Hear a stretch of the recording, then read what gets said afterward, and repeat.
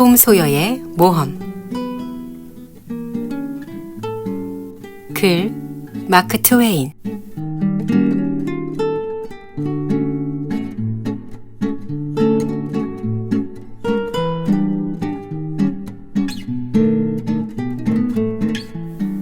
(10시 30분쯤) 되어 이 조그마한 교회에 금이 간 종이 울리기 시작하자 마을 사람들은 오전 예배를 보기 위해 모여들었다.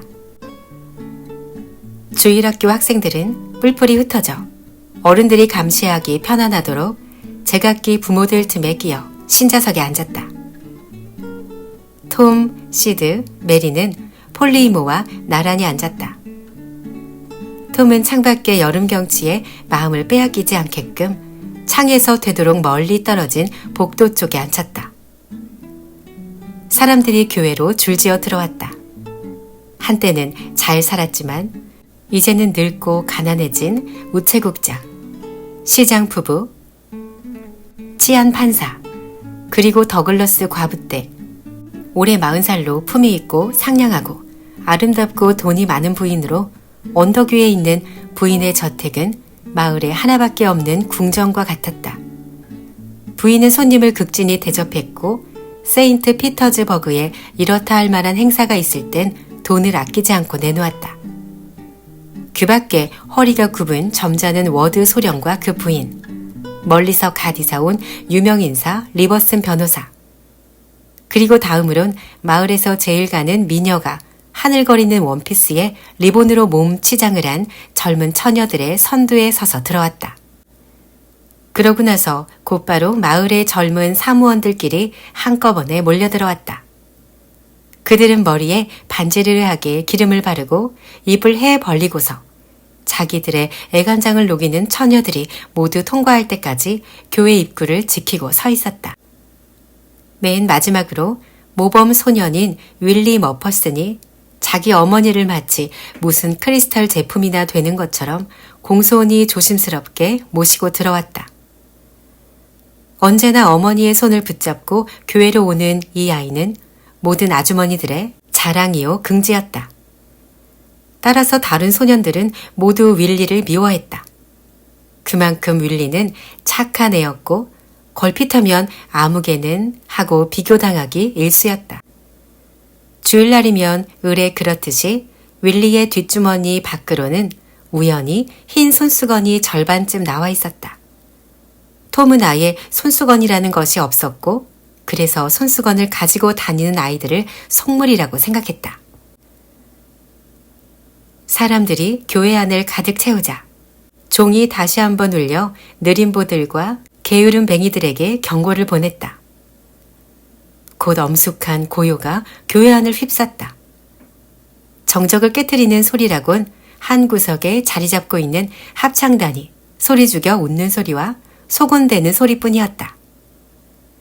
합창단들은 늘 예배 보는 도중에 킬킬대거나 소곤대기 일쑤였다. 나는 꼭 한번 점잖은 합창단을 본 적이 있는데 어느 교회였는지는 생각이 안 난다. 오래전 먼 옛날 일로 그 합창단에 관해서 기억나는 것은 거의 없지만 미국이 아니었던 것만큼은 확실하다. 목사는 찬송가 번호를 알리고 당시 이 지방에 널리 알려져 있던 독특한 어투로 음성을 돋우어 가사를 읽어 나갔다. 우선 중간 소리에서 시작해 어느 부분까진 점점 음계를 높이다가 절정에 오르면 특히 그 말에다 강세를 준 다음 도약대에서 물속으로 뛰어들듯 갑자기 어조를 떨어뜨리는 시기였다. 이 목사는 낭독을 잘하기로 유명해서 교회 관계 모임이 있을 때면 언제나 시를 낭송해달라는 요청을 받았다.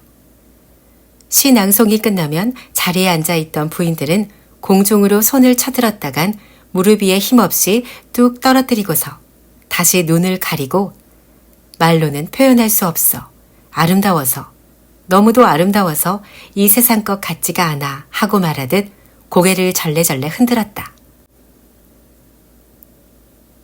찬송가가 끝나자 이번에는 스프라그 목사가 스스로가 게시판이라도 된 것처럼 회의나 사교 모임, 그 밖에 여러 가지 공지사항을 지겹도록 장황하게 늘어놓았다.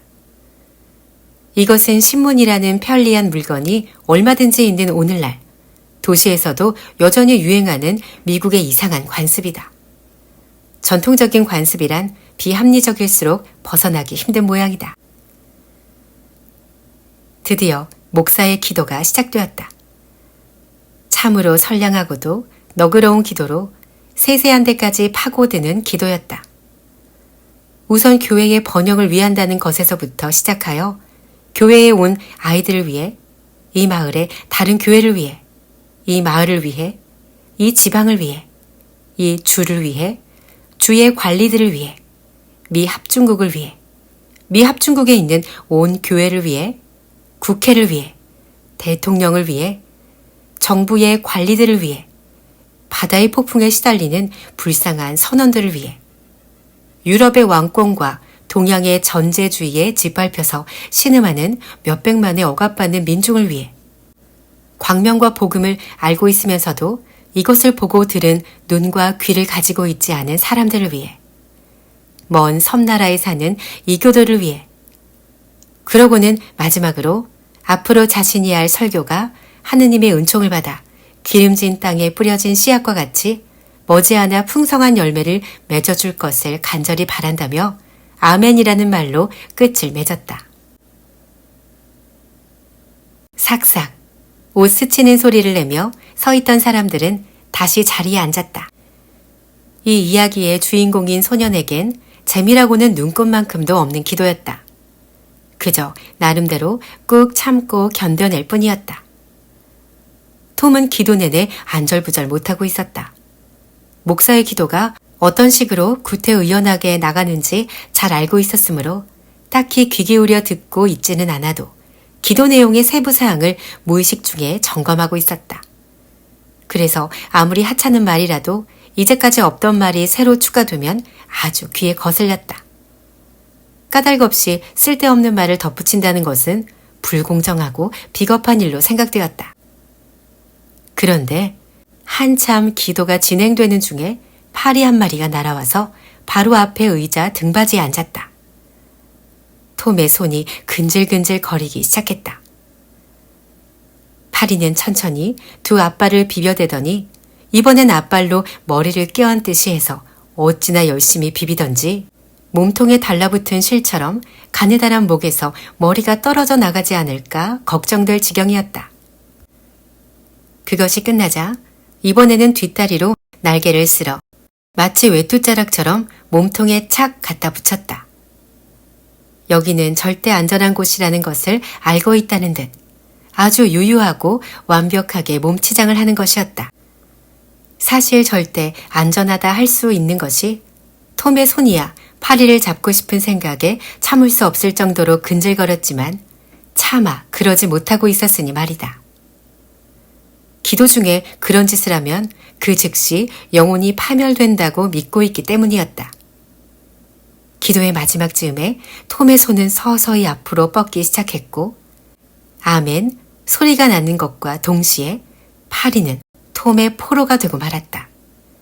그 모습을 본 이모는 놓아주라고 눈짓을 보냈다. 목사는 기도를 끝마치자 성경에서 한 구절을 뽑아 긴 설교를 시작했다. 언제나 다름없는 단조로운 내용 탓에 많은 이들이 꾸벅꾸벅 졸기 시작했다. 설교의 내용은 무한 지옥의 고난에 관한 것으로 천국에 가기로 예정된 사람들도 차츰 그 수가 줄어들어 마침내는 구원 하나 마나할 정도로 몇 명밖에 남지 않는다는 이야기였다. 톰은 쪽수로 이 설교의 길이를 계산하고 있었다. 내일 예배가 끝나면 그날 설교의 길이가 몇 쪽이나 되었나 하는 것을 정확하게 알고 있었지만 내용에 관해서는 아무것도 아는 바가 없었다. 그러나 오늘만큼은 톰의 흥미를 끌 만한 대목이 하나 있었다. 목사는 예수가 재림하여 우리와 함께 1000년을 지낼 때면 전 세계의 군대가 한 곳에 모이고 사자와 어린 양이 함께 나란히 어린아이를 따르리라면서 그 웅장하고도 감동적인 광경을 생생하게 설명했다. 이 장엄한 장면 속에 담긴 의나 교훈에 관해선 톰이 알 리가 없었다.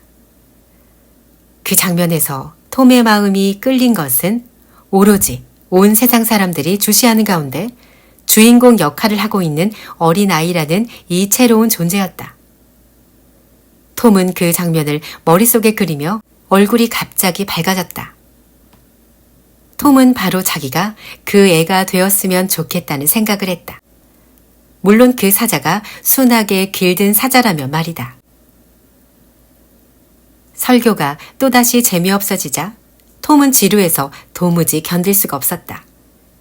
그때 언뜻 자기가 가지고 있는 보물 생각이 떠올랐고 톰은 주머니에서 그 보물을 꺼냈다.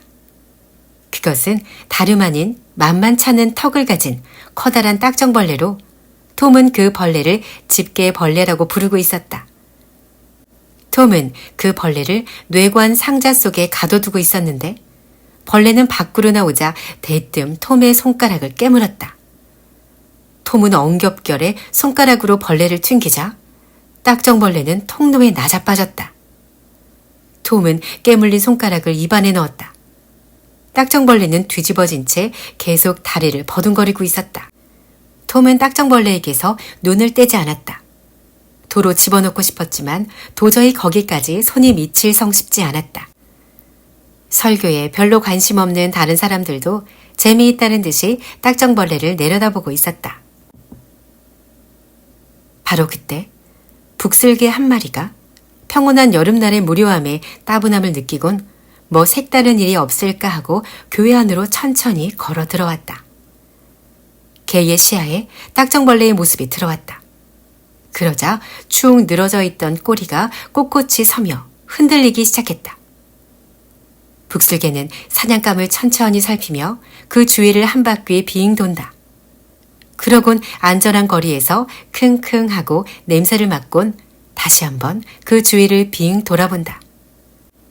이번에는 좀 더 대담해져서 다가서서 냄새를 맡아본다. 그 다음엔 주둥이를 벌리고 딱정벌레를 살짝 물어보지만 그만 놓치고 만다. 다시 한번 해본다. 그러고는 다시 또 한 번. 이 장난이 점점 재미나기 시작했다.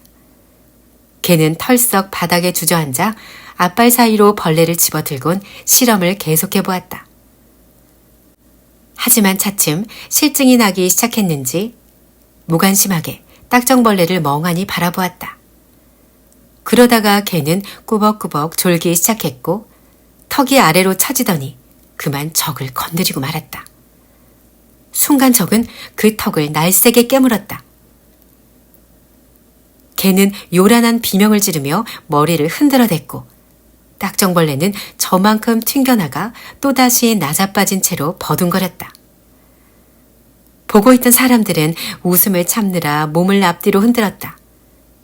부채로 얼굴을 가리는 사람도 있고 손수건으로 얼굴을 가리는 사람도 있었다.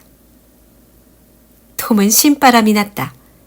개는 멋쩍은 눈치였고 사실 정말 멋쩍었을지도 모른다. 그러나 은근히 화가 나기 시작했고 복수하고 싶은 마음이 불같이 일었다. 개는 딱정벌레 있는 대로 접근해 다시 한번 신중한 공격을 시작했다. 주위에 여러 방향으로부터 뛰어들기도 하고 1, 2인치 떨어진 부근까지 앞발을 뻗쳐보는가 하면 좀 더 바싹 접근해 가서 이빨로 깨무는 신용을 하기도 하고 귀를 펄럭거리며 목을 흔들어 보이기도 했다. 그러나 얼마 안 있어 이것 또한 실증이 났다. 이번엔 파리를 쫓아서 재미를 보려고 했지만 이것도 역시 싱거웠다. 그 다음은 개미 한 마리가 눈에 띄어 코를 마루에 대고 그 뒤를 쫓아갔지만 이것도 곧 실증이 나고 말았다. 그래서 하품을 하고 긴 숨을 내쉬면서 딱정벌레 따위는 새까맣게 있고 털썩 주저앉았는데 하필이면 그 자리가 바로 딱정벌레 위였다. 북슬개는 갑자기 날카로운 비명을 지르며 껑충 뛰어오르더니 깽깽거리며 통로를 내달렸다. 그러고는 재단 앞을 가로질러 다른 통로를 뛰어서 되돌아왔다.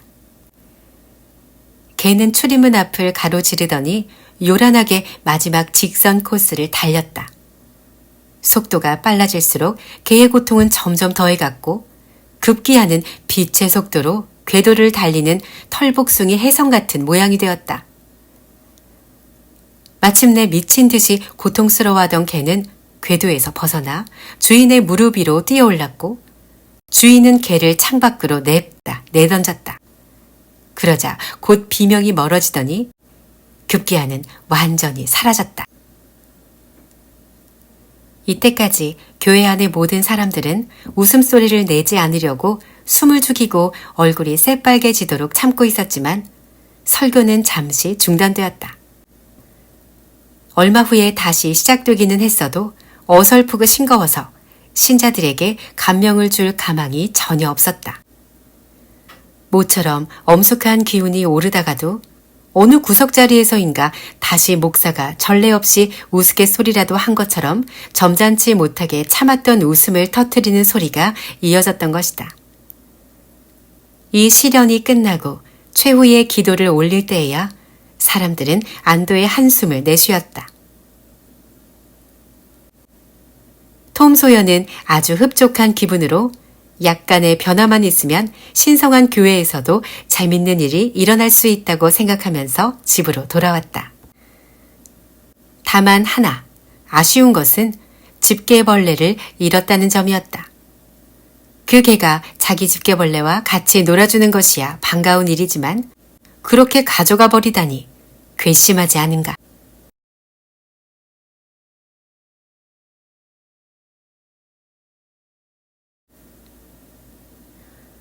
월요일 아침이 되자 톰 소요는 우울해졌다. 또다시 한 주일 동안 학교에서의 기나긴 고통이 시작되니 월요일 아침이 되면 늘 우울해지게 마련이었다. 월요일이 될 때마다 톰은 차라리 일요일이 없는 편이 낫겠다는 생각이 들었다. 포로 생활에 족쇄를 풀었다가 다시 차기가 오히려 더 힘든 법이었다. 톰은 이불 속에서 여러 가지 궁리를 하고 있었다. 언뜻 이런 때 몸이 아프면 얼마나 좋을까 하는 생각이 났다. 몸이 아프면 학교에 가지 않아도 된다. 여기에 한 가닥 희망이 있었다. 톰은 자기 몸 상태를 점검해 보았다. 아무데도 이상이 없었다. 하지만 다시 한번 점검해 보니 배가 좀 아픈 것 같기도 했다.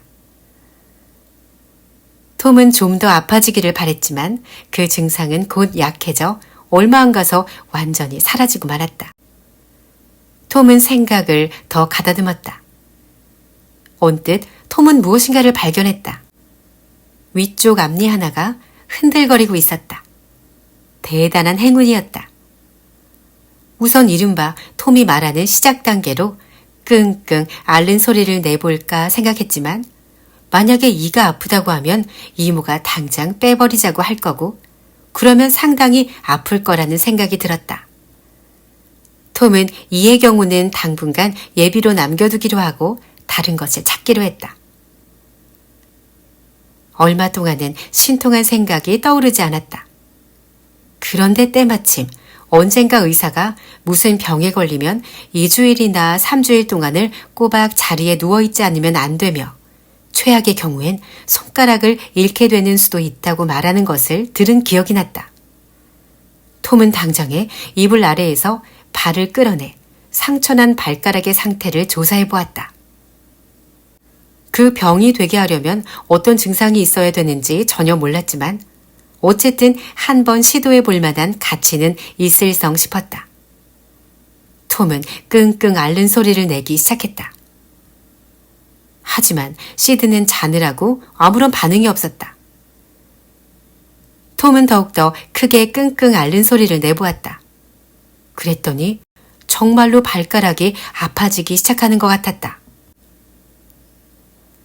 시드에게선 여전히 아무 반응이 없었다. 신음소리에 너무 전력을 기울인 탓인지 그만 숨이 다 가빠졌다. 톰은 잠깐 쉬어서 기운을 회복하고 나서 다시 한번 멋지게 끙끙 앓는 소리를 잇따라냈다. 시드는 여전히 코를 골고 있었다. 톰은 약이 바짝 올랐다. 톰은 시드, 시드 하고 소리를 지르면서 몸을 흔들어 보았다. 이번엔 효과가 있어 보였으므로 톰은 또다시 끙끙 앓는 소리를 내기 시작했다. 시드는 하품을 하고 기지개를 켜더니 팔꿈치를 짚고 코를 킁킁거리면서 상반신을 일으키곤 톰의 얼굴을 쳐다보았다. 톰은 여전히 신음소리를 내고 있었다. 형, 이봐, 형. 대답이 없다. 형, 웬일이야, 응? 형. 시드는 톰의 몸을 흔들며 걱정스러운 표정으로 얼굴을 들여다보았다. 톰은 신음소리를 내며 말했다. 가만 놔둬, 시드. 흔들지 마. 하지만 아픈 거 아니야? 응, 형. 이모를 불러와야겠어. 괜찮아. 좀 있으면 낫겠지. 아무도 불러오지 마. 불러와야 돼. 그렇게 끙끙 앓는 소리 하지 마. 응? 형, 기분 나쁘잖아. 언제부터 이렇게 아팠어? 한참 돼. 아야, 그렇게 흔들지 마, 시드. 죽을 것 같아. 형, 왜 좀 더 빨리 깨우지 않았어? 아, 형, 제발. 그런 소리 내지 마. 소름 끼친단 말이야. 도대체 어디가 아파? 모든 걸 용서해 줄게, 시드. 나한테 한 짓을 모두 용서해 줄게. 내가 죽으면. 아니, 형, 죽긴 왜 죽어? 제발 죽지 마, 형. 죽으면 안 돼. 어쩌면. 모든 사람을 다 용서해, 시드. 사람들한테 그렇게 전해줘. 시드, 그리고 말이야. 시드, 내 창틀이랑 애꾸는 고양이 이번에 새로운 여자애한테 전해줘. 그리고 그 애한테. 하지만 시드는 이미 제 옷을 낚아채 들고 방을 나간 후였다. 톰은 이제 정말 몸이 아팠고 상상력이 근사하게 효력을 발휘해 신음소리도 진짜 앓는 소리 같았다. 시드는 아래층으로 달려내려가 말했다. 폴리 이모, 어서 와요. 형이 죽어가요. 죽어가다니? 예, 어서 빨리 올라가 봐요. 망할 소리, 난 안 믿는다. 이렇게 말하면서도 이모는 허겁지겁 계단을 뛰어 올라왔고 그 뒤를 시드와 메리가 따랐다. 이모는 얼굴색이 창백해졌고 입술은 떨리고 있었다. 침대 곁에 다다른 이모는 숨을 헐떡거리며 물었다. 예, 톰, 이게 무슨 일이냐? 아이고, 이모, 난 이제. 무슨 일이냐니까? 도대체 뭐가 어떻게 됐다는 거야? 이모, 내 다친 발가락이 떨어져 나가는가 봐요. 이모는 의자에 털썩 주저앉아 조금 웃는 듯 하더니 다음 순간엔 울었다. 그 다음엔 한꺼번에 웃기도 하고 울기도 했다. 이모는 마음을 가라앉히고 톰에게 말했다. 톰, 왜 그렇게 사람을 놀라게 하니? 입 닥치고 어서 냉큼 일어나지 못해? 신음소리가 뚝 그치고 발가락 아픈 것이 씻은 듯 가라앉았다. 톰은 조금 멋쩍은 생각이 들었다. 그렇지만 이모, 정말 아파서 썩어 떨어져 나갈 것 같았어요. 그래서 이가 아픈 건 깜빡 잊을 정도였다니까요. 이가 또 어떻게 됐다는 게냐? 이 하나가 흔들리는데 되게 아파요. 알았다. 알았으니까 이제 그 끙끙 앓는 소리는 그만둬. 어디 입을 아 해봐라. 옳지. 정말 건들건들 하는구나. 그래도 그렇다고 죽을 리는 없어. 메리, 너 가서 명주실하고 부엌에서 숯불 한 덩이만 가지고 오너라. 아, 제발. 이모, 빼지 말아요. 이젠 아프지 않아요. 아파도 문제 없어요. 제발 빼지 말아요. 이모, 학교 빼먹고 집에 있겠다는 생각은 절대로 안 한다니까요. 아, 그래. 이제 보니 수업 빼먹고 낚시질이 하고 싶어서 이런 소동을 벌인 게로구나. 톰, 난 널 얼마나 사랑하는데 어째서 넌 그렇게 못된 짓만 해서 이 늙은 이모 가슴을 아프게 하니? 이 말이 끝날 무렵 칙과 도구 준비는 다 갖추어져 있었다. 이모는 명조실 끝으로 동그라미를 만들어 톰의 이에 걸고 다른 한 끝은 침대 기둥에 맸다. 이모가 갑자기 숯불 부지깽이를 톰의 얼굴에 쓱 들이대고 나니 금방 이 하나가 침대 기둥에 대롱대롱 매달려 있었다. 그러나 모든 고난에는 반드시 보상이 따르게 마련이다. 아침을 먹고 학교에 갔을 때 톰은 만나는 아이들 모두의 선망의 대상이 되었다. 윈니 치열에 빈틈이 생겼으므로 아주 새롭고 멋진 방법으로 침을 뱉을 수 있기 때문이었다. 이 모습에 흥미를 느끼고 많은 아이들이 톰의 주위로 모여들었다. 이제까지 손가락 하나를 베어서 그 덕분에 인기의 중심이 되고 존경을 받았던 아이는 당장에 인기와 영광의 자리를 잃게 되었다. 그 아이의 마음은 무거웠다. 그래서 톰 소여처럼 침 뱉는 게 뭐 그렇게 대단하냐고 마음에도 없는 말을 비웃는 투로 내뱉어 봤지만 한 아이가 괜히 자기가 못하니까 그러지 하고 대꾸하는 바람에 패배한 영웅처럼 풀이 죽어 그 자리를 떠났다. 잠시 후에 톰은 주정뱅이의 아들로 마을의 불황아인 허클베리 핀과 우연히 마주쳤다. 헉은 동네 아주머니들로부터 지독한 미움을 받는 동시에 공포의 대상이었다. 그것은 허클베리가 게으름뱅이인데다 제멋대로이고 천한 불황아였음에도 불구하고 아이들 사이에 대단한 인기가 있고 아이들이 그 애의 환경을 동경하고 그 애처럼 되었으면 하고 바라기 때문이었다. 톰도 다른 점잖은 집 아이들과 마찬가지로 속박이 없는 헉의 신분을 무척 부러워했지만 이 아이와 함께 놀면 안 된다는 엄한 명령을 받고 있었다. 그렇기 때문에 더욱더 톰은 기회가 있을 때마다 헉과 놀았다. 헉은 언제나 어른들이 입다 버린 헌옷을 입고 활짝 핀 꽃처럼 넝마 조각을 펄럭이고 다녔다. 모자는 테두리가 다 찢어져 귀퉁이가 떨어져 나간 초승달 모양으로 입을 벌리고 있고 간혹 외투로 입을 때면 옷자락이 거의 발 뒤꿈치까지 내려와 질질 끌릴 정도인데다가 뒤에 달린 단추는 엉덩이 근처에 매달려 있었다. 멜빵은 언제나 한쪽만 달려있고 바지 엉덩이는 축 처져서 마치 빈 자루를 걸친 것 같았다. 바짓단을 걷지 않으면 너덜너덜한 바짓가랑이가 진창에 질질 끌렸다.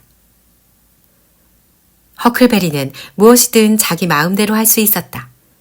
날씨가 좋으면 아무 집 문턱 계단 위에서나 자고 비가 오면 커다란 빈통 속에서 잤다. 학교에도 갈 필요가 없었고 누구의 명령에 복종할 필요도 없었다. 낚시질을 하건 헤엄치는 일이건 마음이 내킬 때에 가고 싶은 곳으로 갈 수 있고 얼마든지 오래 있을 수 있었다. 싸움하지 말라는 사람도 일찍 자라고 재촉하는 이도 없었다. 봄이 되면 누구보다도 먼저 맨발로 다녔고 가을이면 누구보다도 늦게까지 신을 신지 않아도 좋았다. 몸을 씻을 필요도 깨끗한 옷을 입을 필요도 없었다. 헉은 무슨 욕이든 마음대로 할 수 있었다. 요컨대 이 아이는 인생을 멋지게 만드는 모든 일을 마음껏 할 수 있다고 세인트 피츠버그의 억압과 구속에 시달리던 양갓집 소년들을 생각하고 있었던 것이다. 톰은 이 낭만적인 불황자에게 소리를 질렀다. 야, 허클베리! 야, 톰, 이것 좀 볼래? 그게 뭔데? 죽은 고양이야. 어디 좀 보여줘. 헉! 와, 딱딱하게 굳었네. 어디서 났니? 어떤 애한테 샀어. 뭘 주고? 파란표 한 장하고 도살장에서 주운 소 오줌통하고. 그 표는 어디서 났는데? 2주일 전에 벤 로저스한테서 굴렁쇠 굴리는 막대기를 주고 바꿨어. 그런데 고양이 죽은 건 뭐에 쓰려고? 뭐에 쓰냐고? 사마귀를 떼는 거야. 뭐? 사마귀가 떨어져? 사마귀라면 그보다 더 좋은 게 있어. 그런 게 어딨냐? 그게 뭔데? 썩은 나무에 괜 물이야. 응, 그거? 그게 무슨 약이 돼? 왜 안 돼? 해본 적 있어? 난 해본 적 없지만 밥 테너가 해봤대. 누가 그래? 누구긴 밥이 제프 세처한테 얘기하고 그걸 제프가 조니 베이커한테 하고 그 얘기를 또 조니가 짐 홀리스한테 하고 짐이 벤 로저스한테 얘기하고 벤이 어떤 검둥이한테 얘기하는 걸 그 검둥이가 나한테 얘기해 준 거야. 이제 알겠니? 그런 걸 어떻게 믿어? 모두가 거짓말쟁이들 뿐인데. 적어도 내가 모르는 그 검둥이 말곤 다 거짓말쟁이들이라고. 그렇지만 거짓말을 하지 않는 검둥이를 난 한 번도 본 적이 없거든. 그건 그렇고 밥 테너가 어떻게 했는지 얘기해봐. 썩은 나무 그루터기에 괜 빗물에다 손을 담갔대. 낮에 말이야? 그럼. 그 그루터기에다 얼굴을 갖다 대고? 아마 그랬겠지. 무슨 주문 같은 것도 외웠대? 안 했다고 그런 것 같던데 잘 모르겠어. 아, 괜물에 사마귀를 떼려고 하는데 그렇게 엉터리로 하면 어떡하냐? 아무 효과도 없는 게 당연하지. 어떻게 해야 하느냐면 혼자서 숲속의 나무 그루터기에 물이 괜 곳으로 가서 밤 12시 정각에 그 물속에다 손을 담그는 거야. 이렇게 말하면서 말이지. 보리알, 보리알, 밀기울, 괜물, 괜물, 이 사마귀 삼켜라. 그러고 나서 눈을 꼭 감고서 11발짝씩 얼른 뒤로 물러서는 거야. 그런 다음 3번 빙 돌고서 집으로 오는 거지. 하지만 도중에 누굴 만나도 절대로 말하면 안 돼. 말하면 주문이 소용없게 되고 마니까. 야, 그거 그럴듯한데? 하지만 밥 테너는 그렇게 하지 않았나 봐. 그럼 물론 그러지 않았겠지. 걘 우리 마을에서 사마귀가 제일 많은 애잖아. 괜물을 쓰는 방법을 제대로 알았다면 사마귀가 그대로 남아있을 리 없지. 난 그렇게 해서 손에 붙은 사마귀를 몇천 개나 떼었는걸. 헉, 난 개구리를 가지고 노니까 늘 사마귀가 생기거든. 가끔 콩으로 떼는 수도 있지만. 맞아, 콩으로도 돼. 나도 해본 적 있어. 너도 해봤단 말이야? 어떻게? 콩알을 둘로 쪼개고 사마귀가 피가 좀 날 때까지 살짝 잘라. 그리고 그 피를 콩알 한쪽에 칠해서 달이 없는 캄캄한 한밤중에, 그러니까 12시쯤 돼서 내거리에 구멍을 파고 묻는 거야. 그리고 남은 한쪽 콩알을 태워버리는 거야. 그렇게 하면 피 묻은 콩 조각이 다른 쪽 콩 조각을 끌어들이려고 하지만 타버리고 말았으니까 그 대신 사마귀 피를 빨아들인단 말이야. 그래서 깨끗이 떨어지는 거지. 그래, 맞았어. 헉, 그런 식이 맞아. 하지만 정말은 땅에 묻을 때 내려가라 콩아. 떨어져라 사마귀야. 다시는 와서 날 괴롭히지 마. 이렇게 하면 효과가 더 있어. 조 하퍼는 그렇게 해서 사마귀를 뗐어. 걔는 쿤빌 근처에도 가보고 안 가본 데가 거의 없잖아. 그건 그렇고 죽은 고양이론 어떻게 사마귀를 떼는데? 그건 말이지. 나쁜 사람이 죽으면 고양이를 가지고 밤 12시쯤에 공동묘지로 가는 거야. 바로 자정이 되면 악마 하나가 아니면 2, 3이 함께 오지만 눈엔 보이지 않아.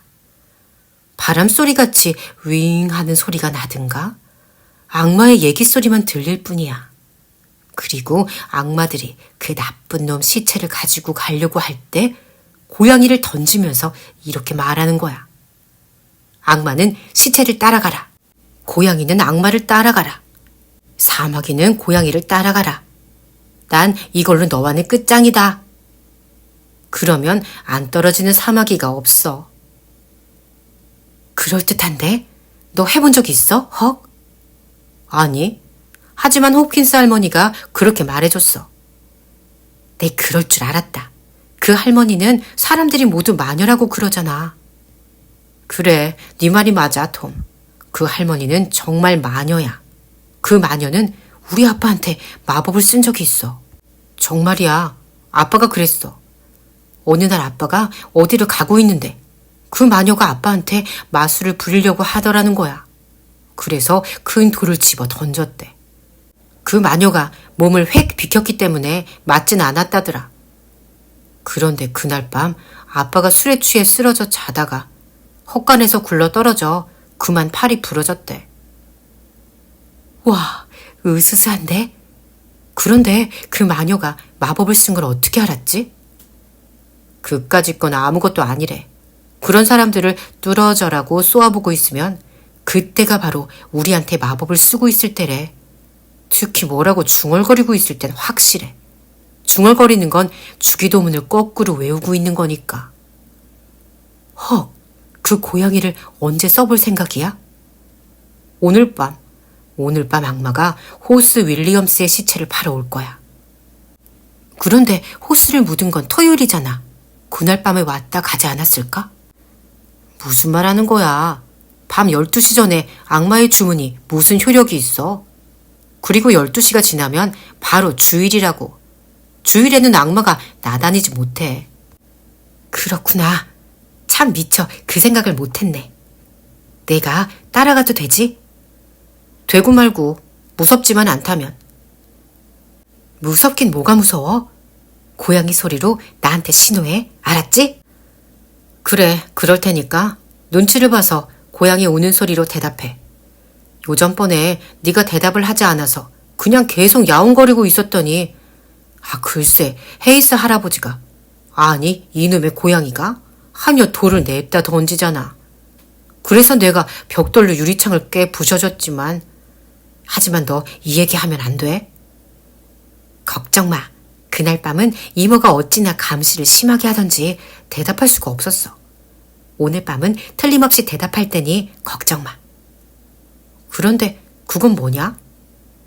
아무것도 아니야. 진드기야. 어디서 잡았어? 숲속에서. 뭐하고 바꿀래? 글쎄, 바꾸기 싫은데. 마음대로 해라.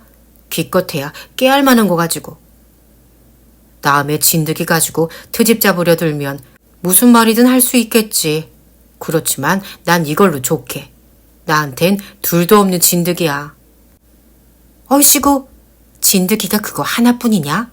잡을 생각만 하면 1000마리라도 잡을 수 있어. 그럼 왜 안 잡냐? 잡을 수 없는 걸 뻔히 알면서.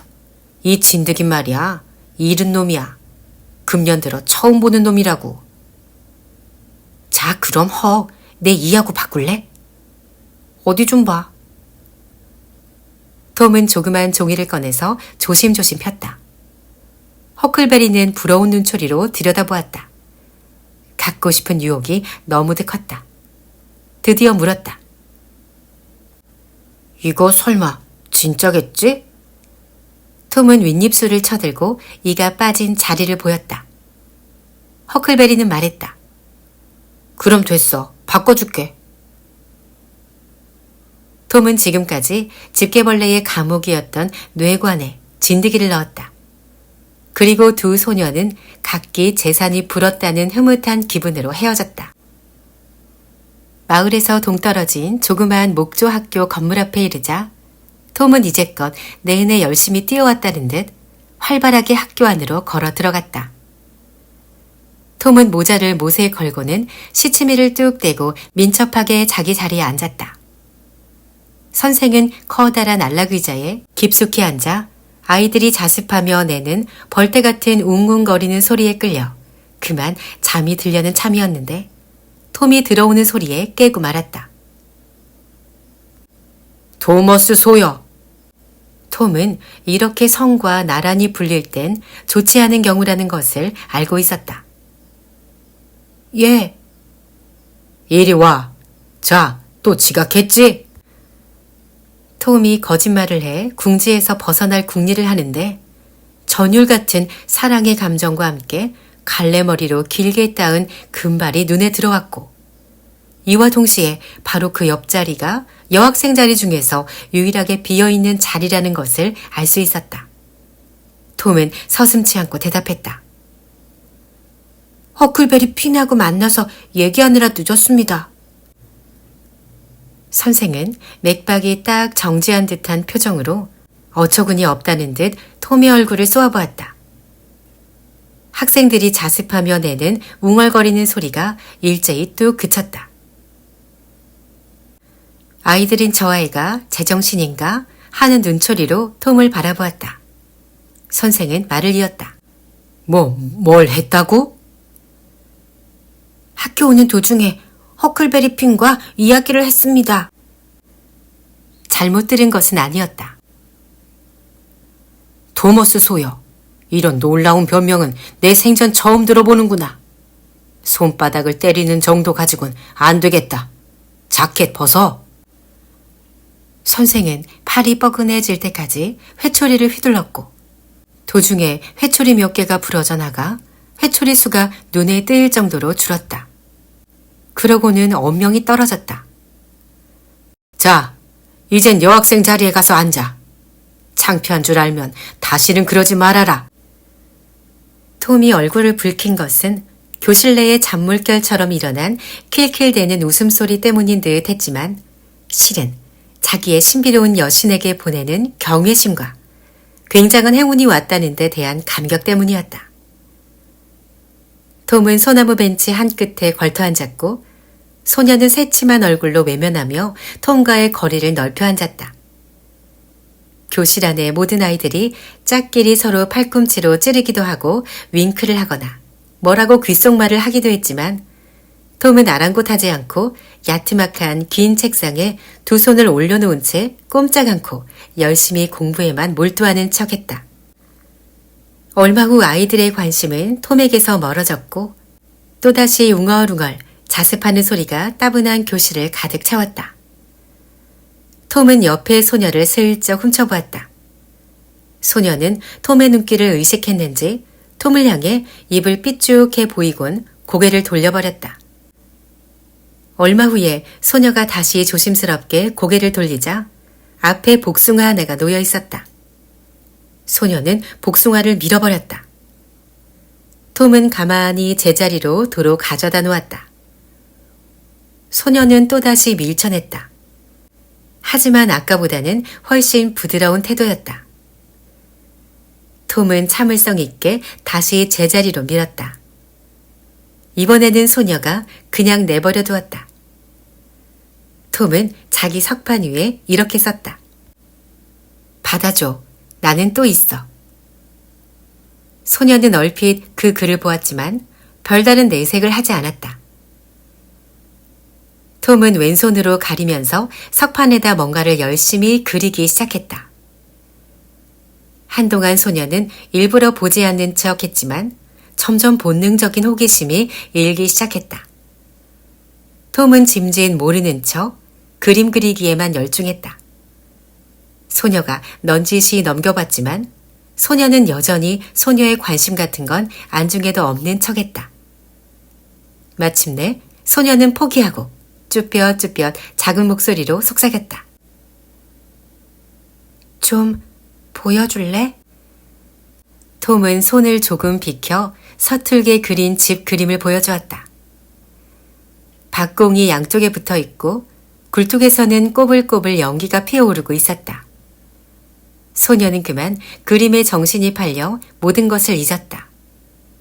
그림이 완성되자 소녀는 잠시 바라보고 나서 낮은 목소리로 말했다. 멋있다. 사람도 하나 그려봐. 소년 화가는 집 앞에다 얼핏 보아 기중기처럼 보이는 사람을 하나 세웠다. 충분히 집을 뛰어넘을 만한 거인이었지만 소녀는 혹평하지 않았다. 오히려 그 괴물에 만족해 톰의 귀에 대고 속삭였다. 참 잘생긴 사람이다. 이번엔 내가 그 앞으로 오는 걸 그려봐. 톰은 모래시계같이 가운데가 잘록하게 들어간 형체를 그리고는 여기다 보름달같이 둥그런 얼굴과 지푸라기 같은 가느다란 팔 다리를 그렸고 펼친 손에는 터무니없이 큰 부채를 쥐어주었다. 소녀는 이 그림에도 감탄했다. 와, 참 근사해. 나도 그림을 그릴 줄 알면 얼마나 좋을까. 톰이 속삭였다. 어렵지 않아. 내가 가르쳐 줄게. 어머나, 정말? 언제? 점심때. 너 점심 먹으러 집에 가니? 가르쳐 준다면 안 갈게. 그래, 좋았어. 너 이름이 뭐니? 베키 세처. 네 이름은? 아, 나 알아. 토머스 소여지? 그건 매 맞을 때 이름이야. 착할 땐 톰이라고 해. 그러니까 톰이라고 불러. 알았지? 알았어. 그 다음 톰은 소녀에게 보이지 않게 가리곤 석판에다 무언가 열심히 끼적거리기 시작했다. 하지만 이번에 소녀는 수줍어하지 않고 보여달라고 졸랐다. 아무것도 아니야. 괜찮아, 보여줘. 아무것도 아니라니까. 보고 싶어 할 만한 게 못 돼. 보여줘, 응? 정말 부탁이야. 누구한테 얘기하려고? 안 해, 정말. 정말 안 해. 정말 아무한테도 안 할래? 죽을 때까지 안 할래? 안 할게. 아무한테도 정말 안 할게. 그러니까 어서 보여줘. 아니야, 보여줄 만한 게 못 된데도. 괜찮아. 그렇게 짓궂게 굴면 억지로라도 보고 말 거야. 소녀는 조그마한 손을 톰의 손 위에 얹었다. 옥신각신 약간의 다툼이 벌어졌다. 톰은 진정으로 보여주기 싫은 척 해보았지만 조금씩 손을 비켜서 글씨를 보여주었다. 너를 사랑해. 아이, 창피해. 소녀는 찰싹하고 톰의 손등을 때렸다. 하지만 얼굴을 붉히며 기쁜 표정을 지었다. 바로 이때 갑자기 톰의 귀가 무엇인가에 잡혀 위로 끌려 올라갔다. 톰은 집게에 갇힌 채로 모든 학생의 웃음소리를 한 몸에 받으며 교실 한가운데로 끌려갔다가 원래 자기 자리에 앉혀졌다. 선생님은 잠시 톰을 내려다보며 서 있다가 무시무시한 몇 분이 지난 후 말없이 교단으로 돌아갔다. 톰은 귀가 얼얼했지만 마음만은 한결 가벼웠다. 교실이 조용해지자 톰은 진심으로 공부해 보려고 노력했지만 혼란스러운 마음은 쉽사리 가라앉지 않았다. 낭독 시간에 제 차례가 왔을 때 톰은 큰 실수를 했고 지리 시간에는 호수를 산으로, 산을 강으로, 강을 대륙으로 바꿔놓아 결국 지구를 아주 먼 옛날에 혼돈 상태로 되바꿔놓고 말았다. 게다가 철자 시간에도 마찬가지로 실패만 거듭해 젖먹이도 알만한 쉬운 단어가 생각이 나지 않아 결국 반맨 꼴찌까지 떨어지게 되었고 지난 몇 달 동안 자랑거리로 달고 다녔던 나무로 만든 메달을 도로 내주고 말았다.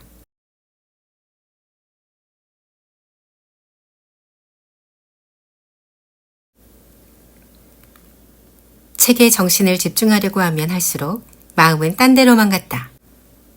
톰은 결국 한숨을 내쉬며 하품을 하곤 단념해 버렸다. 점심 휴식 시간은 영원히 올 것 같지 않았다. 대기는 죽은 듯 움직이지 않고 바람이라곤 한 점도 없었다. 나른한 날 중에서도 가장 나른한 날이었다. 공부를 하고 있는 25명 학생들의 입에서 새어나오는 소리는 마치 꿀벌들이 붕붕거리는 소리처럼 무슨 주문이라도 되는 듯 영혼을 졸음 속으로 밀어넣었다. 타는 듯이 내리쬐는 햇빛 속에서 카디프 언덕의 부드러운 산비탈이 열기로 인한 아지랑이 베일 사이로 보랏빛을 띄었다.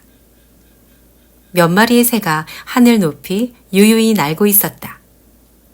그 밖에 살아 움직이는 생물이라고는 소 몇 마리밖에 없었지만 소들 역시 잠을 자고 있었다. 톰은 자유의 몸이 되고 싶어서 아니면 무슨 재미난 일을 만들어 이 따분한 시간을 몰아내고 싶어서 안달이 났다.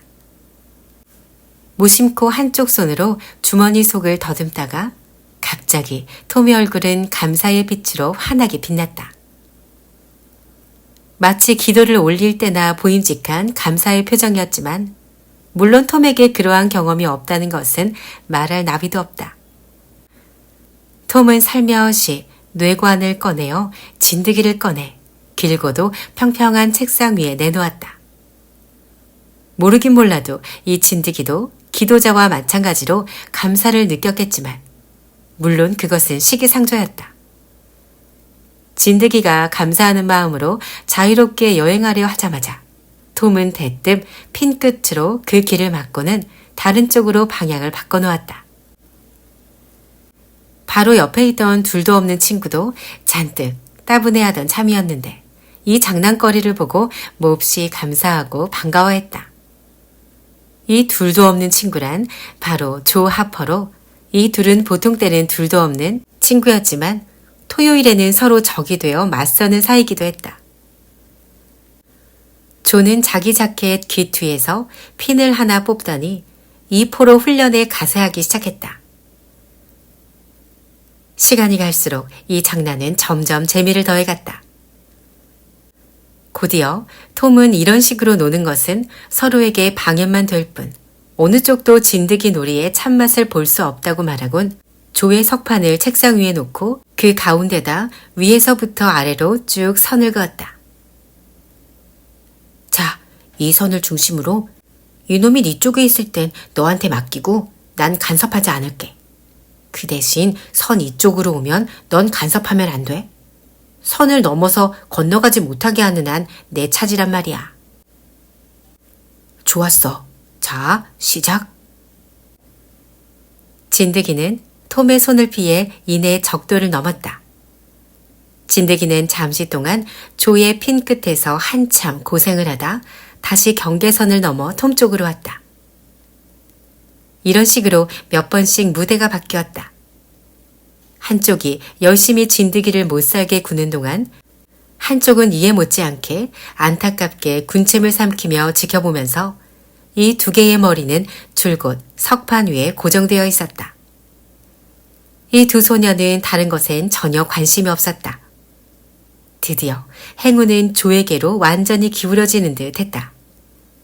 진드기는 한참을 이리저리 빙빙 돌아다니며 두 소년 못지않게 열을 올리고 조바심을 치는 듯 하더니 간신히 선 근처에 이르렀다. 톰이 막 손가락을 내밀려는 순간 조가 능숙하게 핀 끝으로 방향을 바꾸게 하고 다시 진드기를 독차지했다. 톰은 더 이상 참을 수가 없었다. 참고 견디기엔 유혹이 너무도 컸다. 톰은 손을 뻗쳐 핀 끝으로 진드기에게 도움의 손을 뻗쳤다. 그러자 조는 버럭 화를 냈다. 톰, 손 치워. 좀 잘 움직이게 하려고 했을 뿐인데 뭘 그래, 조. 안 돼, 비겁해. 치우라면 치워. 그냥 좀 움직이게 할 뿐이라니까. 내 말 못 알아들었어? 내버려 두라니까. 싫어. 싫다고? 이쪽으로 넘어왔잖아. 그럼 한 가지만 묻자, 조 하퍼. 이 진드기 누구 거지? 누구 거든 아무려면 어때? 내 쪽에 있으니까 넌 손 댈 수 없잖아. 왜 못해? 내 진드기니까 내 맘대로 할 거야. 그것도 못하면 차라리 죽는 게 낫지. 누군가 톰의 어깨를 세게 내리쳤고 조의 어깨도 마찬가지였다. 한 2분쯤 다른 학생들이 재미있게 지켜보는 가운데 두 소년의 자켓에서는 먼지가 자욱히 일었다. 두 아이는 진드기 쟁탈 전에 너무도 골몰해 있었기 때문에 교실 안이 갑자기 쥐죽은 듯이 잠잠해진 것도 얼마 후에 선생이 살금살금 발소리를 죽여가며 통로로 와서 둘 앞에 서 있었던 것도 몰랐다. 선생은 두 소년이 놀이 형식에 변화를 주기 전부터 둘의 행동을 지켜보고 있었던 것이다. 점심 휴식 시간이 되자 톰은 베키 세처에게로 달려가서 귀에 대고 속삭였다. 모자를 쓰고 집에 가는 척해. 그리고 모퉁이 있는 데로 갔다가 다른 애들을 따돌리고 골목길로 다시 돌아와. 난 딴 길로 가다가 도중에 돌아올 테니까. 그래서 톰과 베키는 각기 몇 명의 친구들과 교문을 나섰다. 얼마 후에 두 아이는 길 모퉁이에서 만나 아무도 없는 학교로 다시 돌아왔다. 둘은 석판을 앞에 놓고 나란히 앉았다. 톰은 베키에게 석피를 쥐어주고 베키의 손을 잡고서 또 하나의 멋진 집을 만들어냈다.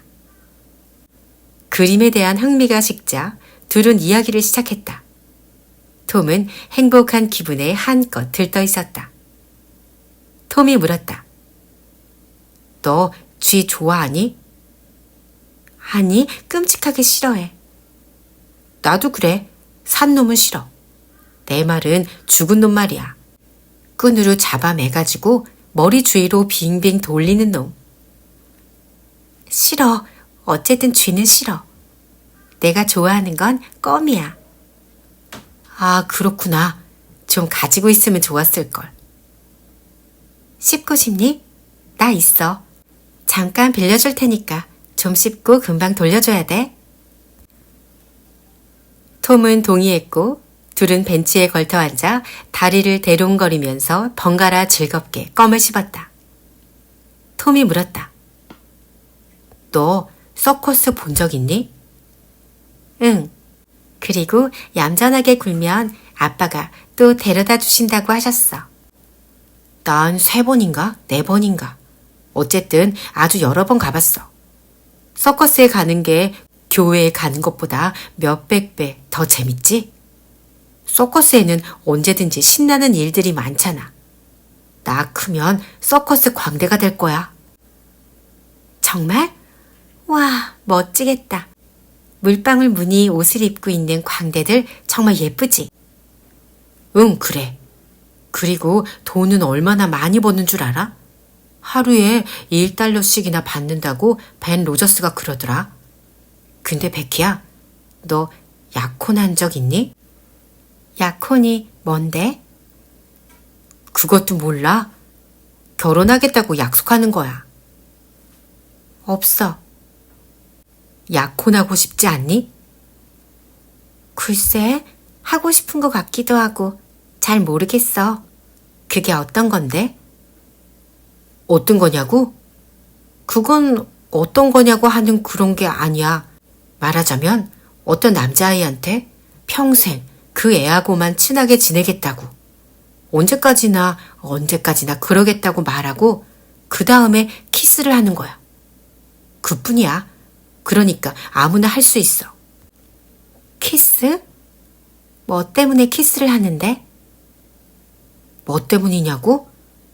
그건 그냥 모두 그렇게 하는 거야. 모두? 그래, 사랑하는 두 사람이라면 원래 모두 그렇게 하는 거야. 아까 내가 석판에다 써보인 것 너 기억하지? 그래. 뭐라고 쓰여 있었니? 몰라. 이번엔 말로 해볼까? 그래, 하지만 지금은 말고. 아니야, 지금 할래. 싫어, 지금은 싫어. 내일에. 아니야, 지금 하기로 해. 응, 베키? 가만히 얘기할게. 아무것도 아닌 것처럼 가만히 속삭이면 되잖아. 베키는 망설이고 있었다. 톰은 그것을 동의의 표시로 판단하고 제 팔을 소녀의 허리에 두르고 귓가에다 입을 갖다 대고는 살며시 속삭였다. 그러고 나서 이렇게 말했다. 이젠 네 차례야. 똑같이 말하는 거야. 베키는 잠시 망설이고 있다 한참 만에야 입을 열었다. 그럼 얼굴을 저쪽으로 돌리고 보지 말고 있어. 그러면 할게. 그렇지만 아무한테도 얘기하면 안 돼. 알았지? 아무한테도 얘기 안 할 거지? 그래, 절대로 안 할게. 자, 어서, 베키. 그러고서 톰은 얼굴을 저쪽으로 돌렸다. 베키는 잔뜩 수줍어하면서 허리를 굽히고는 숨결이 톰의 곱슬머리를 건드릴 만큼 입술을 뺨에 바싹 갖다 대고 속삭였다. 너를 사랑해. 이 말을 하고 소녀는 얼른 일어나서 책상과 의자 사이로 달아났고 톰이 그 뒤를 쫓았다. 급기야 한 구석으로 몰리자 베키는 조그맣고 흰 앞치마로 얼굴을 가리고 말았다. 톰은 베키의 목을 껴안고 애원하듯 말했다. 이젠 됐어, 베키. 남은 건 키스뿐이야. 조금도 무서울 게 없어. 아무것도 아니야. 자, 어서 베키. 그러고는 소녀의 앞치마를 잡아당기곤 손을 잡았다. 얼마 후에 소녀는 저항을 포기하고 두 손을 떨어뜨렸다. 실랑이의 상기된 얼굴이 가까이 다가와 순순히 복종했다. 톰은 그 새빨간 입술에 키스를 했다. 이걸로 모두 끝났어, 베키. 이제는 앞으로 다른 애를 좋아하면 안 되는 거야. 그리고 나 말고는 절대로 결혼해선 안 되는 거야. 절대로, 절대로. 영원히. 알겠지? 응. 너 말곤 아무도 절대로 사랑하지 않을 거야. 그리고 너 말고 누구하고도 절대 결혼하지 않을게. 대신 너도 나 말고 다른 여자의 누구랑도 결혼해선 안 돼? 그럼 물론이지. 그리고 또 있어. 이제부턴 학교에 올 때도 집에 돌아갈 때도 꼭 나하고 같이 다니는 거다. 사람들이 보고 있지 않으면 말이야. 그리고 무슨 파티에 갈 때는 너는 나랑 그리고 나는 너랑 가는 거야. 약혼한 사람들은 모두 그렇게 하는 거니까. 참 근사하다. 그런 걸 난 여태껏 몰랐잖아. 그럼 얼마나 재밌다고. 여태까지 난 에이미 로런스랑 베키가 눈을 크게 부릅뜨는 것을 보고서 톰은 자기의 실수를 깨달았다. 톰은 당황해 어떻게 해야 좋을지 몰랐다. 그럼 톰, 네가 약혼한 애가 내가 처음이 아니었단 말이야? 소녀는 울기 시작했다.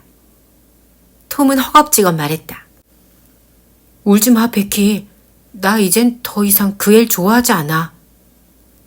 뭐가 안 그래? 지금도 생각하고 있잖아.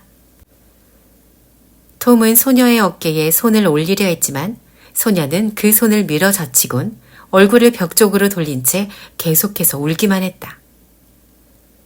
톰은 다시 한번 위로의 말을 해보려 했지만 이건 역시 거절당하고 말았다. 그러자 자존심이 상해 톰은 그대로 성큼성큼 밖으로 걸어나갔다. 톰은 잠깐 멈춰서서 심란한 마음으로 베키가 후회하고 뒤쫓아 나오지나 않을까 하고 문 쪽으로 눈길을 주었지만 베키는 나오지 않았다. 톰은 기분이 언짢아지면서 자기가 잘못한 것이 아닐까 하는 생각에 걱정이 되기 시작했다. 이제 새삼스럽게 다시 들어간다는 것도 쑥스러운 일이었지만 그래도 톰은 용기를 내어 안으로 들어갔다. 소녀는 여전히 한 구석에 선 채 얼굴을 벽 쪽으로 돌리고서 훌쩍훌쩍 울고 있었다. 톰은 가슴이 메는 듯 했다. 톰은 베키에게 바싹 다가가서 어쩔 줄 몰라 잠시 가만히 서 있다가 얼마 후에 머문머문 입을 열었다. 베키, 난 너 말곤 아무도 생각하고 있지 않다니까. 대답이 없다. 그저 흐느껴 울 뿐. 베키, 뭐라고 말 좀 해줘. 톰은 다시 애원하듯이 말하고는 자기가 가장 아끼는 보물, 즉 난로 꼭대기 서랍에서 빼낸 노스의 손잡이를 꺼내 베키 앞에 내밀어 보였다. 베키, 이거 가질래? 베키는 탁 쳐서 손잡이를 마루에 떨어뜨렸다. 톰은 학교를 나와 오늘은 더 이상 학교로 돌아오지 않을 작정으로 언덕을 넘어갔다. 이젠 베키 쪽이 불안해졌다. 베키는 문간으로 내달렸다. 그러나 톰의 모습은 이미 사라진 후였다. 다음에는 운동장으로 가보았으나 거기에도 톰은 없었다. 베키는 큰 소리로 외쳤다. 톰! 돌아와! 톰! 베키는 열심히 귀를 기울였다. 그러나 대답이 없었다. 고요함과 쓸쓸함 말고는 아무것도 없었다. 베키는 주저앉아 자책의 눈물을 흘렸다. 그러는 사이에 다시 학생들이 모여들었고 베키는 슬픔을 감추고 상처받은 가슴을 달래며 슬픔을 함께 나눌 벗 하나 없는 낯선 친구들 사이에 끼어 길고도 쓸쓸한 가슴 아픈 5월을 보내야 했다.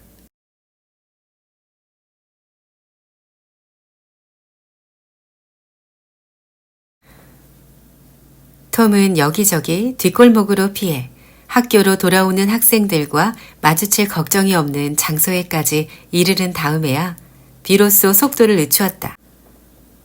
일부러 두세 번 조그만 개울을 건너기도 했다. 그렇게 하면 뒤따라오는 사람을 혼동시킬 수 있다는 미신이 아이들 사이에 있기 때문이었다. 30분이 지난 후에는 카디프 언덕 꼭대기에 있는 더글러스 저택의 뒷곁에 이르렀다. 이제 학교는 계곡에 가려 거의 보이지 않았다. 톰은 숲을 헤집고 길이 나 있지 않은 숲속 깊숙이 들어가 가지가 무성한 떡갈나무 고목 아래 이끼 낀 덤불에 앉았다. 바람 한 점 없고 내리쬐는 혹독한 무더위 탓에 새 우는 소리 하나 들리지 않는 한낮이었다. 대자연의 정적을 깨뜨리는 것이라곤 어디선가 딱따구리가 딱딱하고 나무를 쪼는 소리뿐이었고 그 소리가 고요함과 외로움을 한층 더 북돋우는 것 같았다. 톰의 마음은 무겁기 짝이 없었다. 지금 기분엔 이 분위기가 썩 잘 어울렸다. 무릎 위에 팔꿈치를 괴고 두 손으로 턱을 받치고 앉아 톰은 오랫동안 생각에 젖어 있었다. 인생은 고행일 뿐이었다. 차라리 얼마 전에 이 세상을 떠난 지미 하지스가 부럽게 생각되었다. 묘지의 풀과 꽃을 벗삼아 나뭇가지 사이를 스쳐오는 바람의 속삭임 소리에 귀를 기울이면서 누워 잠을 자는 것은 얼마나 평화로운 일일까. 톰은 그렇게 생각했다. 그러면 근심 걱정 하나 없고 슬퍼할 일도 없을 텐데. 주일학교 출석률이 좋기만 하다면 이제라도 이 세상을 떠나 모든 것을 잊고 싶었다.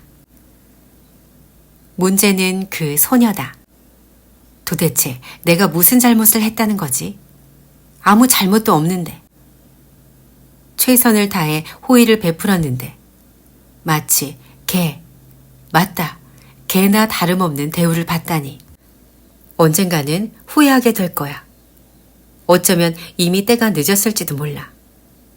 아, 영원히는 말고 잠깐만 죽을 수 있다면. 하지만 잠시라도 가만히 있고는 못 배기는 어린 소년의 기질은 오랫동안 일정한 틀에 박혀 있지 않는 법이다. 톰은 자기도 모르는 사이에 어느새 지금 이 세상의 관심사로 돌아오기 시작했다. 만약 자기가 이 세상을 등지고 호련히 모습을 감춰버린다면 어떻게 될까? 만약에 여기를 떠나서 바다를 건너 머나먼 낯선 나라로 떠나 영원히 돌아오지 않는다면 그겐 과연 어떻게 생각할까? 얼핏 광대가 되면 어떨까 하는 생각이 떠올랐지만 톰은 곧 코웃음을 쳐버렸다. 경박한 말투, 농담, 착 달라붙는 물방울 무늬 옷다위가 사랑의 열정으로 한껏 고양된 엄숙하고도 환상적인 영역에 침입해 들어온다는 것이 몹시 불쾌했다. 옳지, 군인이 되자. 그리고 몇 년 뒤에 빛나는 업적을 이룬 개선장군이 되어 돌아오는 거다. 아니, 그것보다도 인디언 무리에 끼어서 물소 사냥을 하고 산을 넘고 또 넘어 적을 추적하면서 서부의 끝없는 대평원까지 말을 모는 편이 낫지 않을까? 그리고 먼 훗날 대추장이 되어서 깃으로 장식을 하고 얼굴엔 무시무시하게 색칠을 하곤 오는 나른한 여름날 아침 몸서리가 쳐지는 함성을 울리면서 주일학교로 말을 몰고 들어간다. 그러면 학생들의 간담이 서늘해지고 부러워서 못 견뎌 할 거다. 아니, 그보다도 더 멋진 게 있다. 해적이 되는 거다. 바로 그거다. 이제 톰의 장래는 탄탄대로이고 휘황찬란하게 빛났다. 이름이 전 세계에 널리 알려지고 사람들은 그 이름만 듣고도 벌벌 떤다. 길고도 야트막한 검은색의 쾌속선, 질풍호를 타고 무시무시한 해적 깃발을 휘날리며 파도치는 바다를 질주한다. 그리고 그 명성이 절정에 달했을 때 햇볕에 탄 검붉은 얼굴에 벨벳 속조끼와 반바지, 무릎까지 올라오는 커다란 장화, 새빨간 장식띠, 허리에는 반짝거리는 단총과 숱한 사람을 죽인 단검을 차고 한쪽 챙이 늘어진 모자에다 깃을 날리면서 해골 밑에 뼈 2개가 엇갈려 놓인 그림이 그려진 까만 깃발을 펄럭이며 난데없이 이 마을로 나타나 교회로 들어간다. 그러고는 넘칠 듯한 황홀감에 벅차 사람들이 속삭이는 소리를 듣는 거다. 저희가 해적 톰 소여야. 가리부해 암흑의 응징자라고. 자, 이제 됐다. 이것으로 톰의 인생 행로는 결정되었다. 톰은 당장 집을 떠나 해적이 되고 싶었다. 내일 아침 바로 시작하자. 그럼 이제부터 준비를 해야 하는데 우선 도구부터 챙겨야 한다. 톰은 근처에 쓰러져 있는 썩은 통나무 옆으로 가서 그 한쪽 밑바닥 땅을 발로 나이프로 파기 시작했다.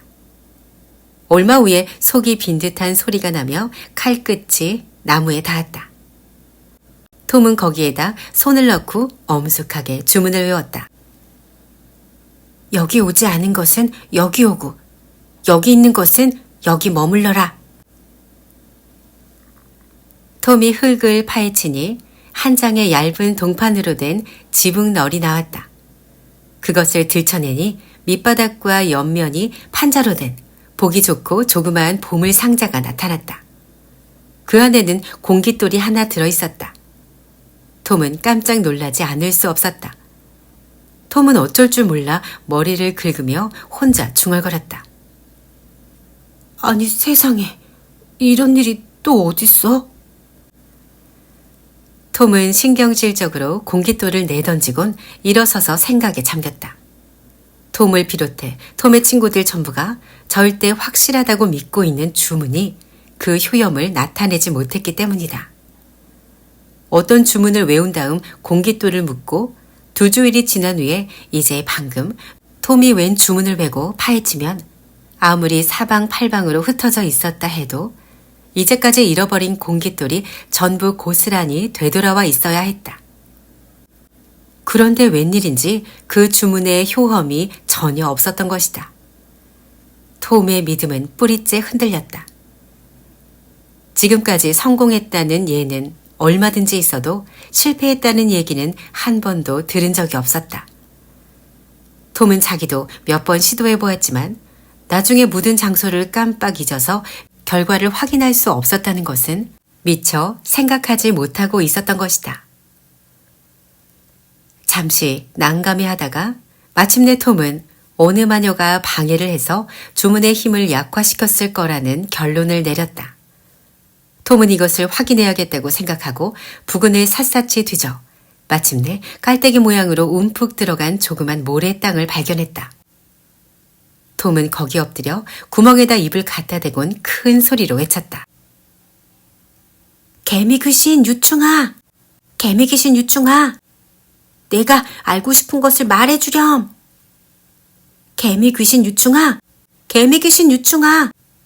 내가 알고 싶은 것을 말해주렴. 모래가 움직이더니 조그마한 새까만 벌레 한 마리가 불쑥 나타났다가 놀라서 다시 모래 속으로 기어 들어가 버렸다. 아무 말도 안 하는군. 역시 마녀의 조화야. 그럴 줄 알았어. 마녀와 싸워서 이길 가능성이 없을 것은 뻔한 노릇이었다. 톰은 단념했다. 방금 던진 공깃돌이라도 줍는 게 낫겠다는 생각이 들어 주위를 찾아봤지만 눈에 띄지 않았다. 톰은 다시 보물상자가 있는 곳으로 돌아가 아까 공깃돌을 던졌을 때 섰던 장소에 가서 섰다. 그리고 주머니에서 다른 공깃돌을 꺼내 형제야, 가서 네 형제를 찾아와라 하고 말하면서 같은 방향으로 던졌다. 톰은 돌이 어디에 떨어지는지 눈여겨보아 두었다가 그곳으로 가서 부근을 찾아보았다. 너무 멀리 떨어졌는지 가까워서 그랬는지 눈에 띄지 않았다. 그래서 다시 2번을 더 시도해보았다. 마지막 시도에 성공해 1피트쯤 거리를 두고 2개의 돌이 나란히 있는 것이 눈에 띄었다. 바로 이때 숲속의 푸른 오솔길을 내려오는 장난감 양철 나팔 소리가 어렴풋이 들려왔다. 톰은 얼른 우독과 바지를 벗어 던지고 멜빵을 허리띠 대신 허리에 두르곤 썩은 나무 뒤쪽에 있는 조그만 덤불을 헤쳐 엉성하게 만든 활이며 화살이며 나무칼, 양철 나팔을 꺼내 손에 움켜쥐고서 셔츠를 펄럭거리면서 맨발로 뛰어나갔다. 그러고는 커다란 느릅나무 아래에 서서 맞바다 나팔을 불고는 발소리를 죽이고 세심히 주위를 살피며 근처를 서성거리기 시작했다. 톰은 상상 속의 부하들에게 나지기 말했다. 잠깐 부하들아, 내가 나팔을 불 때까지 숨어 있거라. 거기에 톰과 마찬가지로 가벼운 옷차림으로 완벽하게 무장한 조 하퍼가 불쑥 나타났다. 톰이 먼저 소리쳤다. 서라! 내 허가도 없이 이 샤우드의 숲속으로 들어온 자가 누구냐? 기스본의 가이에게 무슨 허가가 필요하단 말이냐? 너야말로 어떤 놈이기에 이렇게 호언장담을 하는가? 톰이 대사를 기억해서 얼른 일러주었다. 2 소녀는 책에서 본 대사를 그대로 외우고 있는 것이었다. 어떤 놈이기에 이렇게 호언장담을 하는가? 나다! 바로 로빈후드! 이제 네 비겁한 자네가 곧 알게 될 거다. 그렇다면 바로 네가 세상에 이름난 그 무법자인가? 이 즐거운 숲에 통행권을 두고 너와 기꺼이 겨루마. 자, 덤벼라! 2 용사는 손에 든 다른 물건을 모두 땅에 내던지고 나무 칼만 든 채로 칼싸움할 태세로 한 발을 내딛곤 신중하게 마주섰다. 조금 있다 톰이 말을 이었다. 자, 네게 별다른 재주가 있거든 그것을 보여라. 2 용사는 숨을 헐떡이고 땀을 흘리면서 별다른 재주를 보이느라고 난리를 피웠다. 잠시 후 톰이 소리쳤다. 쓰러져. 왜 쓰러지지 않는 거야? 싫어. 너야말로 쓰러져. 네가 지고 있잖아. 싫어. 그런 거 아무러면 어때? 난 쓰러지면 안 돼. 책에 그런 말은 쓰여 있지 않단 말이야. 책에는 그 다음 받아치는 일격으로 가련한 기스본의 가인은 피에 젖어 쓰러졌으니 라고 되어 있다고. 그러니까 당연히 네가 돌아서고 내가 네 등을 쳐야 하는 거야. 책에 그렇게 쓰여 있다는 이상 별 도리가 없었다. 조는 등을 돌려 일격을 받고 쓰러졌다. 자, 이번엔 네가 쓰러질 차례야. 그래야 공평하지. 그러면서 조는 자리에서 일어났다. 웃기네. 그런 법이 어딨어? 그런 건 책에 없어. 뭐? 비겁하잖아. 그럼 이렇게 하기로 하자, 조. 네가 탁발승 턱이나 방앗간집 아들 머치가 돼서 곤봉으로 날 후려치는 거야. 그것도 싫으면 잠깐 동안 내가 노팅엄의 보안관이 되고 네가 로빈후드가 되어 날 죽여도 되고. 조도 만족했고 다시 활극이 반복되었다. 다시 톰이 로빈후드가 되어서 배반한 수녀에게 속아 넘어가 제대로 치료하지 못한 상처에서 흐르는 피로 기진맥진하여 쓰러지는 역할을 맡았다. 마지막으로 조가 슬픔에 젖은 무법자들을 대표해 톰에게 다가가 힘없는 손에 활을 들려주었다. 톰은 이 화살이 떨어지는 곳, 푸른 나무 그늘에 이 가련한 로빈 후드를 묻어다오 하고 말하곤 활을 쏘고 그대로 쓰러져 죽어야 했다. 하지만 쓰러진 곳이 마침 쐐기풀 위였으므로 시체치고는 너무나도 가볍게 뛰어 일어나고 말았다. 두 소녀는 옷을 입고 무기를 감추곤 더 이상 무법자라는 것이 존재하지 않는다는 것을 안타까워하며 그 보상으로 현대 문명은 도대체 뭘 했다고 할 수 있을까 생각하면서 집으로 걸어갔다. 두 소녀는 일평생 미 합중국의 대통령으로 살기보단 1년이라도 좋으니 셔우드 숲속에 무법자로 사는 편이 낫겠다고 생각하며 숲을 떠났다.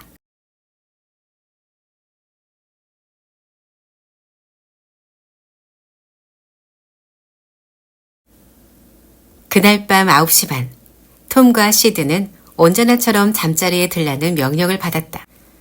시드는 기도를 한 후 곧 잠이 들었지만 톰은 불안하게 조바심을 내며 기다렸다.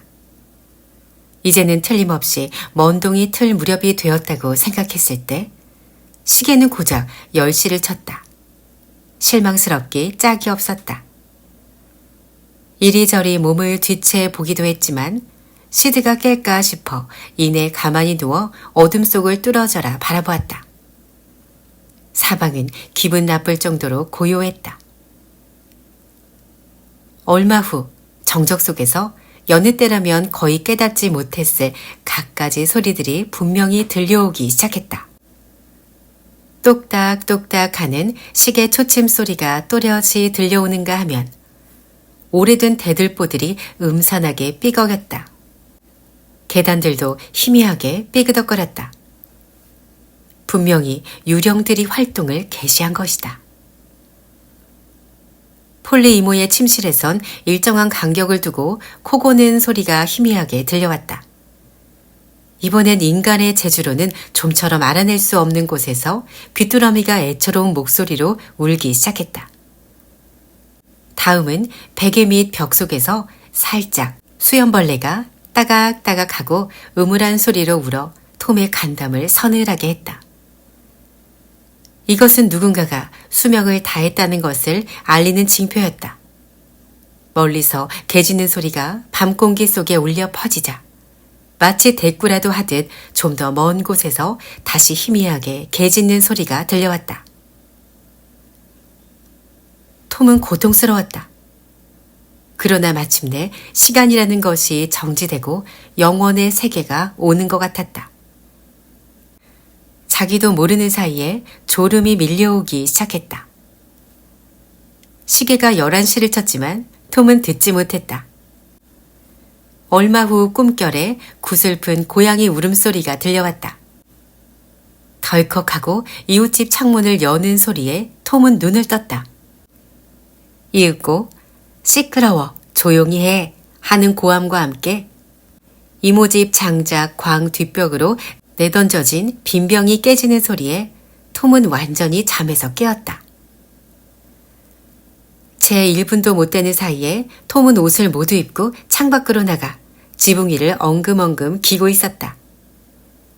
그러면서 톰은 두서너 번 신중히 야옹하고 대답했다. 이내 톰은 장작광 지붕으로 뛰어내렸고 거기서 다시 땅 위로 내려왔다. 허클베리 핀이 고양이 시체를 들고 서 있었다. 두 소녀는 곧 어둠 속으로 사라졌다. 30분 후 톰과 허클베리는 공동묘지의 숲을 헤집고 걷고 있었다. 이 공동묘지는 고풍스러운 서부식 묘지로 마을에서 1마일 반쯤 떨어진 언덕 위에 있었다. 주위를 둘러싸고 있는 혼판자 울타리는 안팎으로 제멋대로 누워 제대로 서 있는 곳이라곤 한 군데도 없었다. 묘지 전체에 자풀이 가득 덮여 있었다. 오래된 묘들은 모두 땅속으로 움푹 꺼져 있었고 비석 따위는 찾을 수도 없었다. 끝이 둥글게 닳고 벌레가 파먹은 묘지 표지판들이 당장이라도 쓰러질 듯 묘지 위로 기울어져 있었다. 한때는 아무개를 추모하는 묘라고 쓰여 있을 테지만 이제는 불빛이 있다 하더라도 그 글을 읽을 수 없을 정도였다. 산들바람이 나무들 사이를 스치며 음산한 소리를 냈다. 톰은 죽은 사람의 영혼들이 자기들을 성가시게 군다고 불평하는 것만 같아 겁이 났다. 두 소녀는 말을 거의 하지 않았고 말을 하더라도 되도록 목소리를 죽여가며 속삭였다. 시간과 장소, 주위를 감싼 정적과 엄숙함이 둘의 마음을 무겁게 짓누르고 있었다. 얼마 후에 두 소년이 찾고 있던 새로 만들어진 흙더미가 눈에 띄었다. 두 소년은 거기서부터 몇 피트 떨어진 곳에서 이 무덤을 지키는 듯 둘러싸고 있는 세 그루의 커다란 느릅나무 뒤에 몸을 감췄다.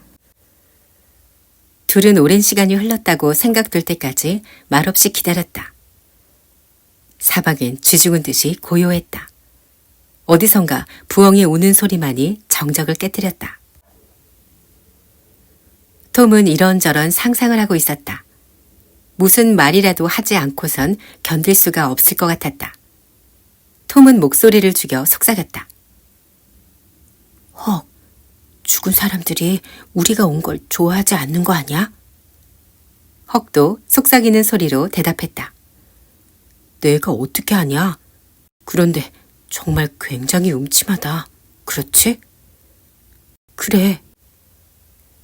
침묵이 오랫동안 계속되었고 두 소녀는 각자 마음속으로 귀신들이 자기들의 침입을 어떻게 여길까 생각하고 있었다.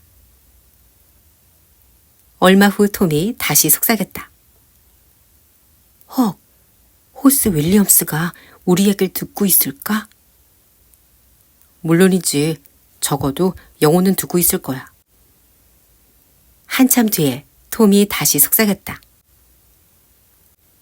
호스 윌리엄스 씨라고 그럴 걸 그랬나 봐. 하지만 아기로 그런 건 아니야. 모두들 호스 하기에 나도 그만 그런 거지. 죽은 사람 얘기할 땐 조심하지 않으면 안 돼, 톰. 이 말에 톰은 기가 죽었다. 이야기는 또다시 중단되었다. 갑자기 톰이 헉의 팔을 붙잡으며 나직이 부르짖었다. 쉿! 뭐야, 톰? 두 소녀는 가슴이 두근거리는 것을 느끼며 서로 바싹 달라붙었다. 쉿! 또 들린다. 너 못 들었어? 난... 저것 봐. 이번엔 들었겠지? 아이고, 톰, 온다. 정말로 오고 있어. 어떡하면 좋지? 나도 몰라. 우리가 보일까? 그럼 저것들은 깜깜해도 볼 수 있어. 고양이처럼 말이야. 어떡하지? 괜히 왔나 봐.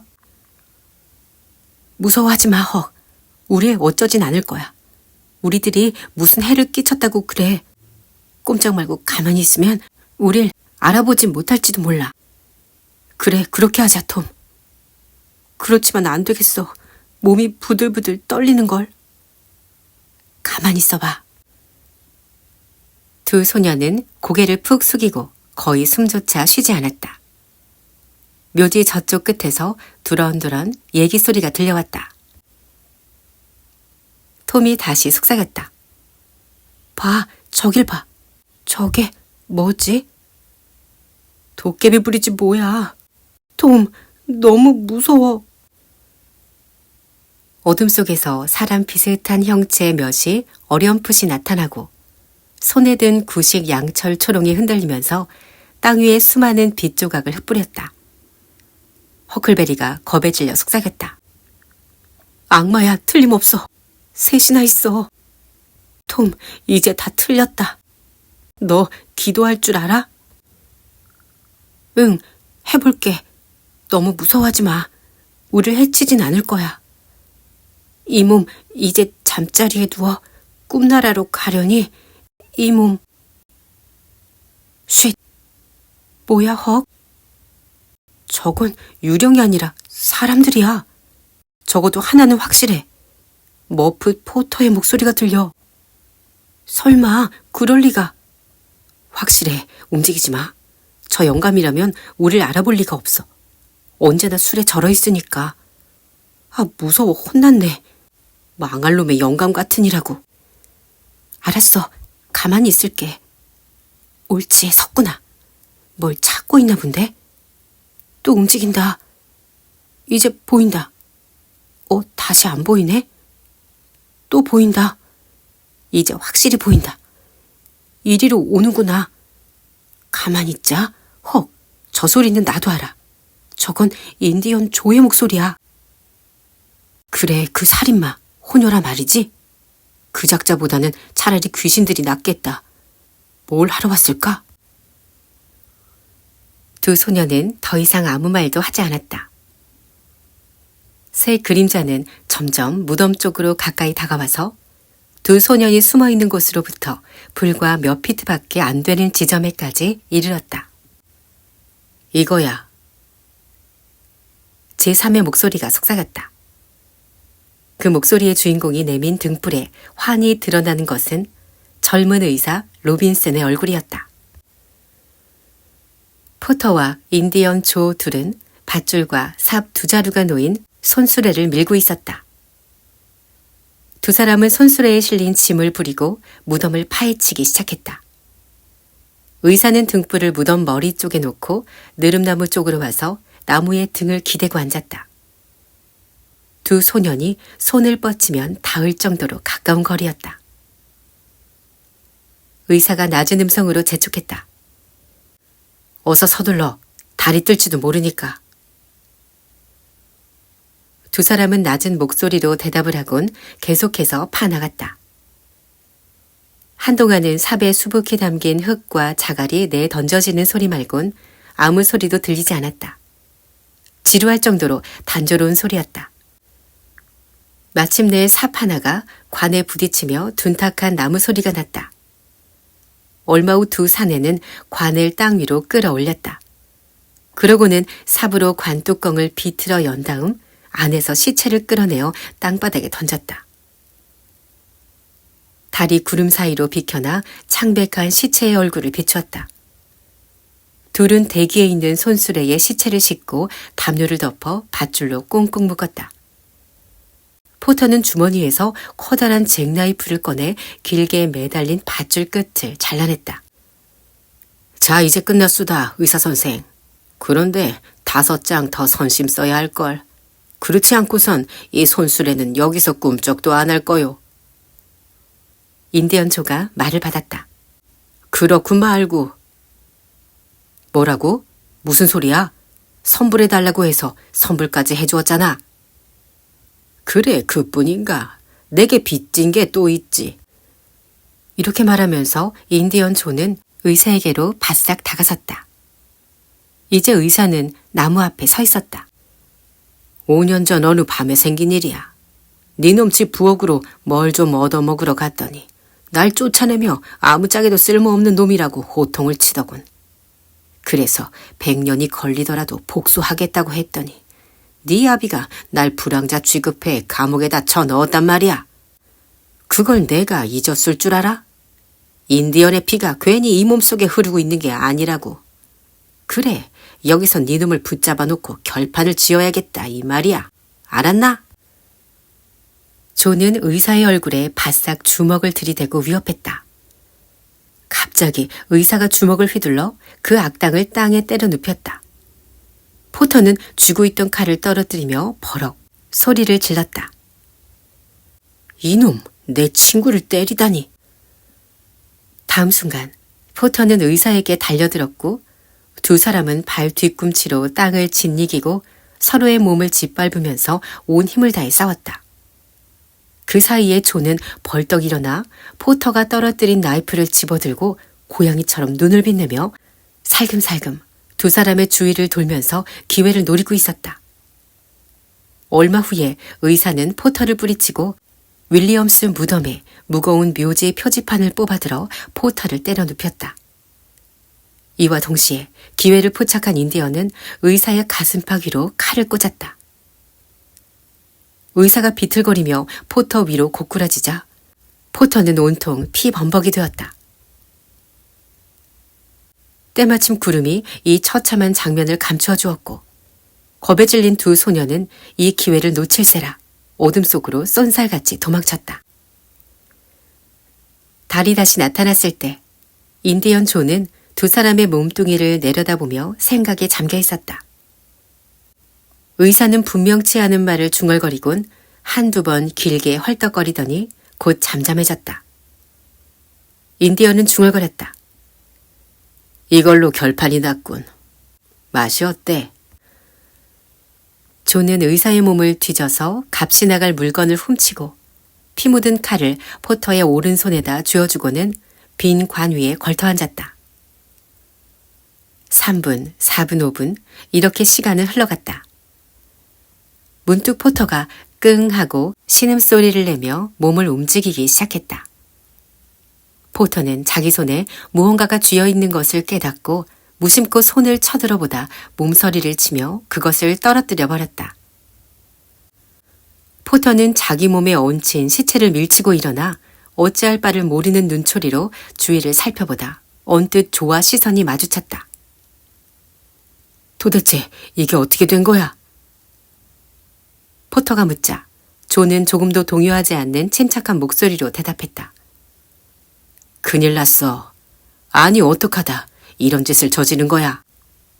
내가? 난 아무 짓도 한 일이 없는데. 정신 차려. 이제 새삼스럽게 그런 소리를 해도 소용없어. 그 말에 포터는 얼굴색이 새파래지며 부들부들 떨기 시작했다. 난 내가 제정신인 줄 알았는데 오늘 밤은 마시는 게 아니었어. 큰일을 저질렀군. 아까는 괜찮았는데 술 기운이 올랐었나 봐. 머리가 띵해서 아무것도 모르겠어. 조금도 생각이 안 나. 말해봐 줘. 제발 소원이니 사실을 말해줘. 정말 내가 한 짓이야 줘? 난 절대로 그럴 작정은 아니었어. 어쨌든 사실을 얘기해봐.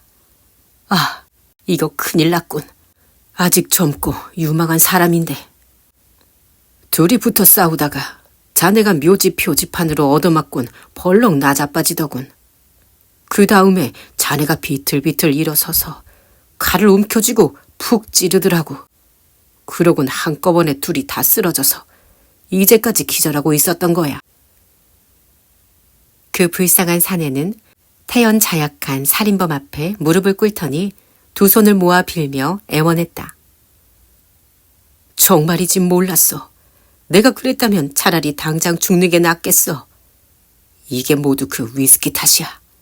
난 여태까지 흉기 같은 건 써본 일이 없었는데 싸운 적은 있었어도 흉기를 쓴 적은 없었어. 그건 사람들이 다 안다고 줘. 말해줘 제발. 제발 줘. 자넨 좋은 사람이야. 난 언제까지 자네를 좋아했어. 그리고 늘 자네 편을 들어주었고. 말 안 하겠지? 그렇지 줘. 걱정 마. 자넨 늘 내 편이 되어 날 두둔해 주었지. 그러니까 자네를 배반하는 따위 짓은 안 해. 나도 사내 자식이야. 안 한다고 하면 죽어도 안 할 테니 그리 알고 걱정 마. 포터는 눈물을 흘리며 말했다. 그렇지 조. 자넨 정말 천사야. 이 은혜는 평생 잊지 않겠네. 자, 이제 그만. 훌쩍거리고 있을 때가 아니야. 난 이 길로 갈 테니 자넨 저 길로 가. 자, 어서. 흔적을 남기지 말고. 포터는 빠른 걸음으로 걷다 잠시 후에는 줄다름을 쳐 달리기 시작했다. 인디언 조는 그 뒷모습을 바라보며 중얼거렸다. 저 정도로 누가 봐도 알 정도로 처먹고 취해 있었으니까 우선 당분간은 칼을 놓고 간 걸 모르고 있을 테지. 알고 있다 하더라도 가지러 올 용기는 없을 거야. 멍청한 놈. 2, 3분 뒤 의사의 시체와 무덤에서 파헤쳐져 담요에 덮인 시체, 뚜껑 없는 관, 그리고 뻥 뚫린 무덤을 보고 있는 것은 달 외에는 아무것도 없었다. 사방은 또다시 완벽한 정적 속에 파묻혔다.